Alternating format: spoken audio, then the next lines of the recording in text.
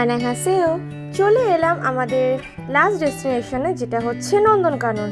নন্দনকাননে ঢুকে যাচ্ছি। আর এই নন্দনকানন জুলজিক্যাল গার্ডেনটা এস্টাবলিশড হয়েছিল 1960-তে।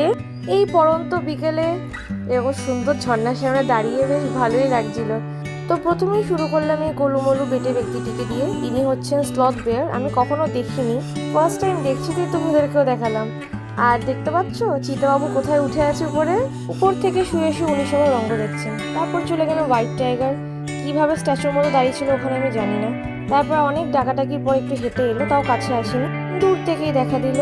তারপর চলে গেলাম সিংহর ওখানে। এখানে সিংহ বসে, পাশে ওনার সিংহী বসে।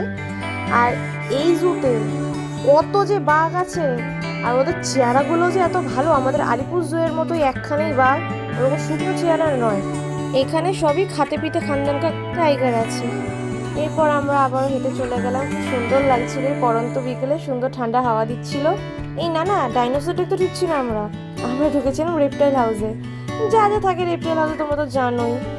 আর এই যে ইনি যে লম্বা খাড়া হয়ে দাঁড়িয়ে আছেন, ইনি হচ্ছেন ইয়েলো অ্যানাকন্ডা। সঙ্গে এগুলো হচ্ছে রেপটাইল হাউস থেকে বেরিয়ে যাওয়ার পর প্রচুর ডিয়ার্স, সেগুলো তুলে নিয়ে এলাম। দেখা হয়ে যাওয়ার পর আমরা আমাদের বাসে চলে গেলাম। চেহারাটা একটু তো ভালো লাগছে, এসির আবার গায়ে লাগছে, ঘেমেছিও কম।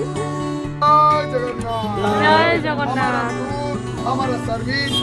জয় জগন্নাথ বলে আমাদের সাইট সিনের ট্যুর এখানেই শেষ করলাম। এরপরে যা যা ভিডিও আসবে সেগুলো হচ্ছে আমাদের লেজার ডে, ঘুরতে যাওয়া, খাওয়া দাওয়া, স্নান পর্ব, এইসব। So guys, stay tuned.